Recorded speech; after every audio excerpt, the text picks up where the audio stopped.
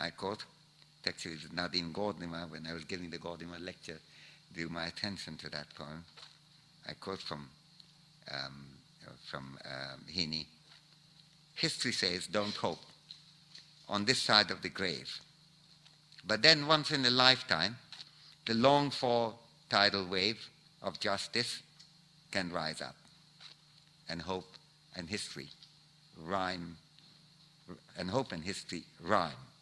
unquote. Hugely upbeat as this longing is, transcendental justice, so carefully investigated in contemporary political philosophy, is, I submit, not a part of that rhyme. Thank you.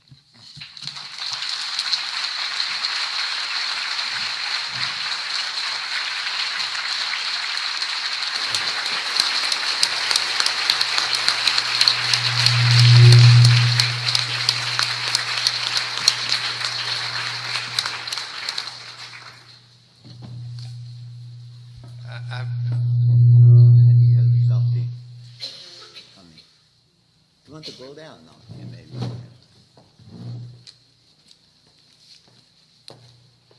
I was asked to comment on the lecture. I was very, very pleased to be invited to be on the same platform as Amartya Sen, and because I have very high regard for him, and we have had some really interesting philosophical discussions in India when we were there, when we were there together.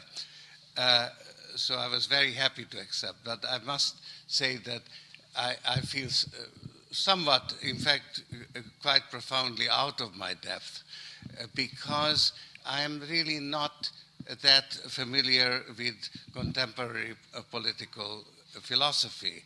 I hate to confess, but I haven't even read Rawls, so doesn't really put me in a very good position to comment. So I'll be very brief, and I'll make one general comment, which I think addresses the overall lecture series or discussion series, namely the importance of ideas in history. And I think that and then I'll comment on the 4 points. I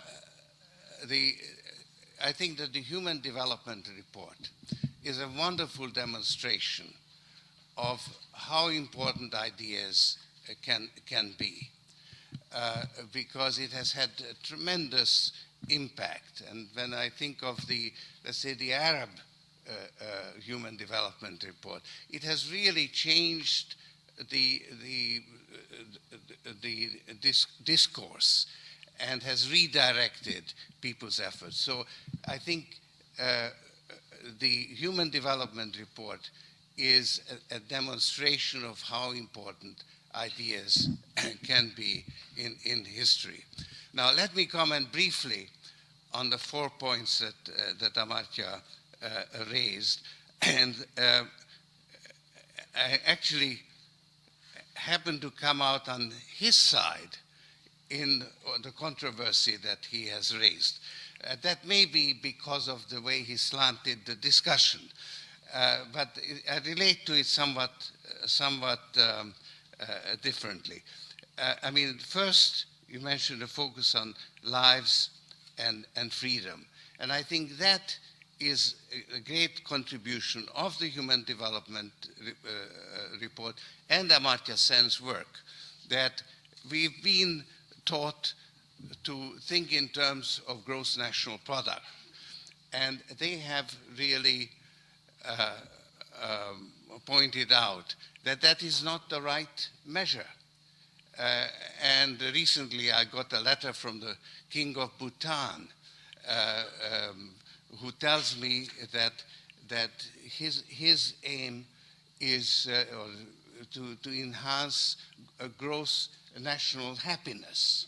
And I would say that that is actually a comment on exactly that approach. So I'm entirely in your corner on that. Now, the second one was linking responsibility to effective power. And you talked about how can one justify or cooperative action. Now, I have a totally different take, but I come out the same place.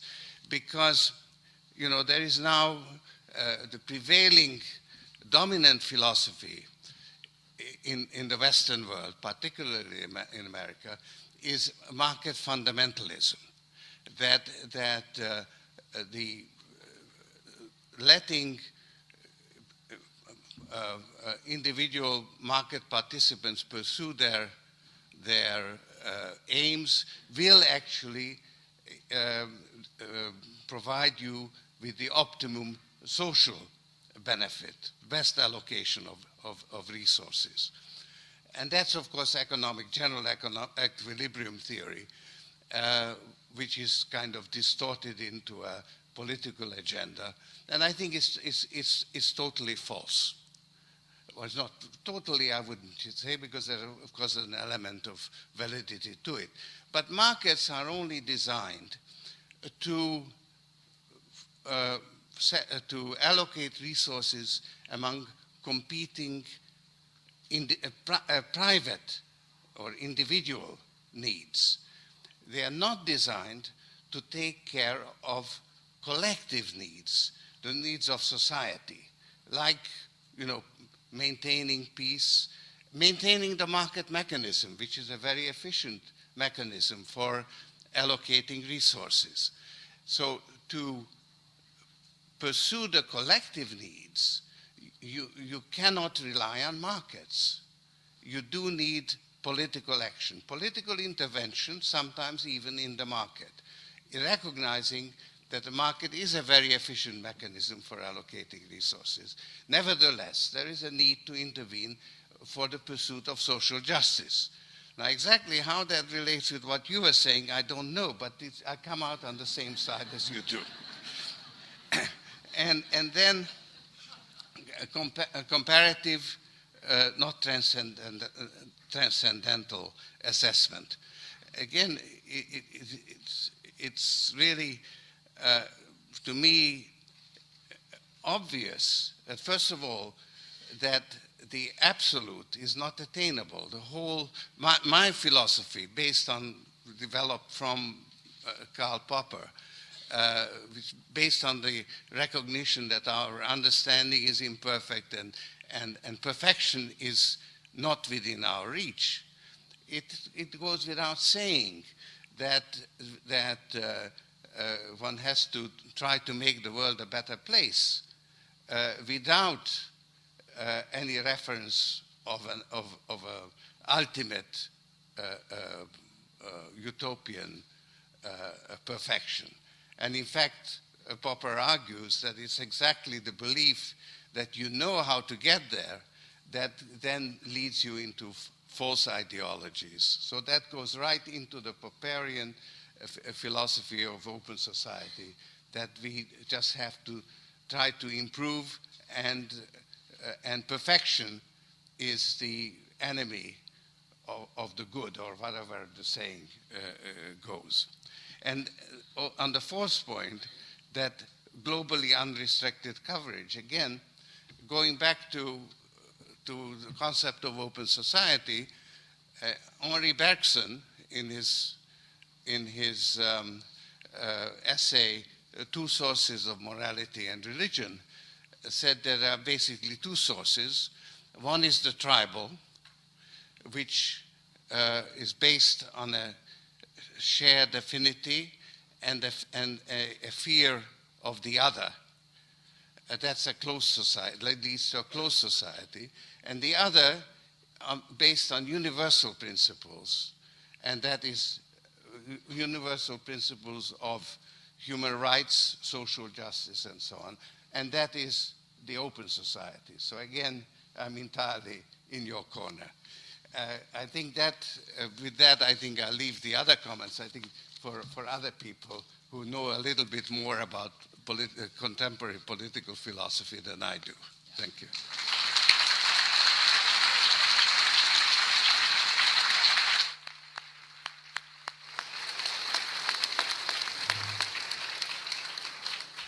Well, for the audience, I'm going to only ask one question. I'm going to take quite a long time to ask it in order to give you time to go down to one of the two microphones, because the discussion really should be between the participants of this conference and those of you in the audience, and Professor Sen and Mr. Soros. So let me, Professor Sen, just ask you. I mean, it seems about this acceptance of roles of minimal humanitarianism, and it seems to me that it's gotten worse since then, not better. And to ask you to perhaps discuss why that's the case, why it's been dumbed down, and why people, in my experience, in larger numbers, less concerned about justice than they used to be.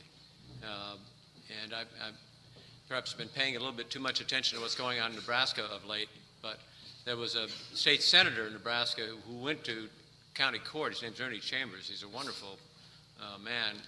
Observing injustice in the world, filed a lawsuit in Douglas County Court this week against God, who he said is everywhere, and sought damages for the floods and the pestilence and the earthquakes and the disease and the genocide that he says has done so much damage on earth. He obviously still believes in transcendental justice. And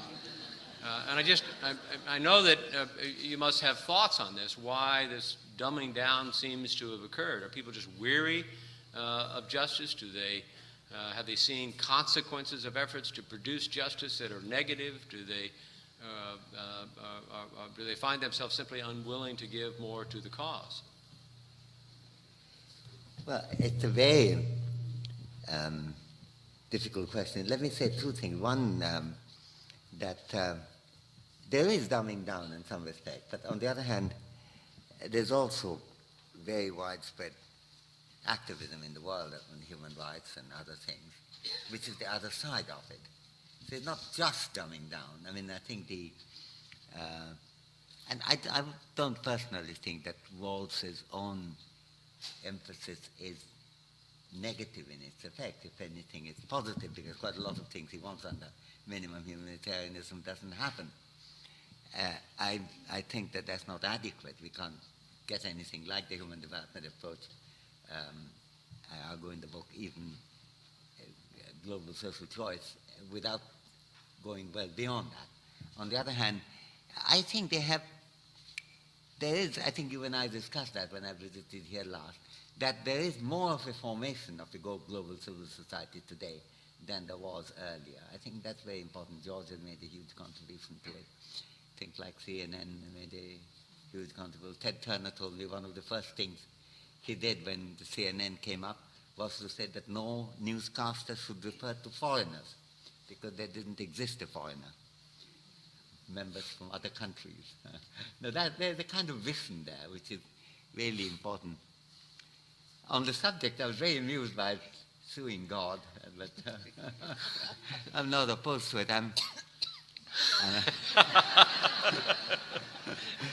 I was reminded a little of that often quoted 16th century epitaph of a chap who died in the church, who was buried in a churchyard, and the epitaph asked God for something, and the epitaph just consists of saying, "Here lies Martin Engelbrod.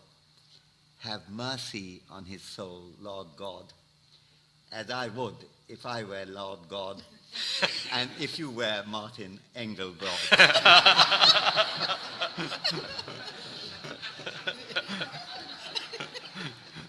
Yes. Try it again, see if it goes on now.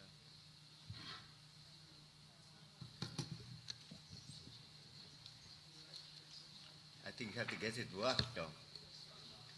Oh, There you go. yes. Oh, good. Yeah. Yes. Thank you for your stimulating talk on justice, Thank a you. topic which is much needed these days. But I was surprised that in your discussion on justice, you didn't talk about power at all. And in particular, in the controversy